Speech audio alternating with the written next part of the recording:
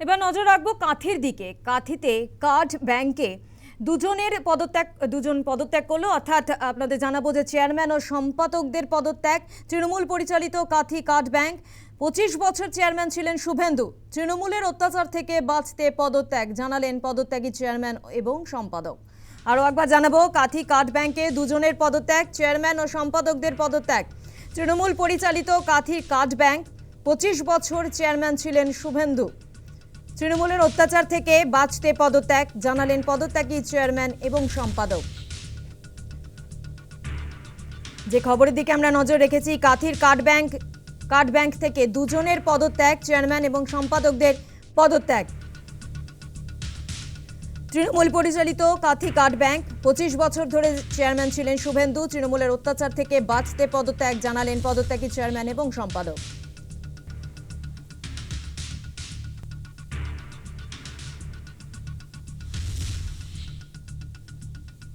উনি সৌহার্দ্যপূর্ণ একটা বার্তা দিলেন যে বর্তমান পশ্চিমবঙ্গ সরকারের তো পট পরিবর্তন হয়েছে, সেই সুবাদে আপনার চিন্তাধারা মতো আপনি কাজটা করুন।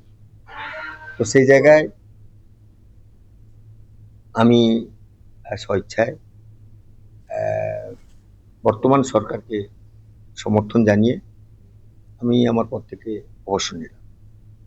রাজনৈতিক কারণ নয়, প্রশাসন পশ্চিমবঙ্গ সরকারের পরিবর্তন হয়েছে, সেই সুবাদে আমি তদানীন্তন সময়ে যেখানে ছিলাম, বর্তমান সরকারের পরিবর্তন হওয়ার জন্যই আমি সেই সরকারকে সমর্থন জানিয়ে আগামী দিনে এই ব্যাংকের যাতে সুস্বাস্থ্য বজায় থাকে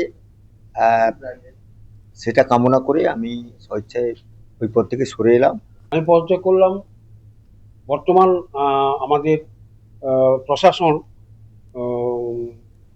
নিখুঁতভাবে যেভাবে কাজ করতে চাইছে, বর্তমান আমার মেদিনীপুরের গর্ব এবং কাঁথির মহোদয় শুভেন্দুবাবু মুখ্যমন্ত্রী হয়েছেন, এই ভরসা রেখে দক্ষ প্রশাসক হিসাবে আমি ব্যাংকের সুস্বাস্থ্য কামনা করে এটাকে আগামী দিনের জন্য প্রশাসকের হাতে তুলে দিলাম।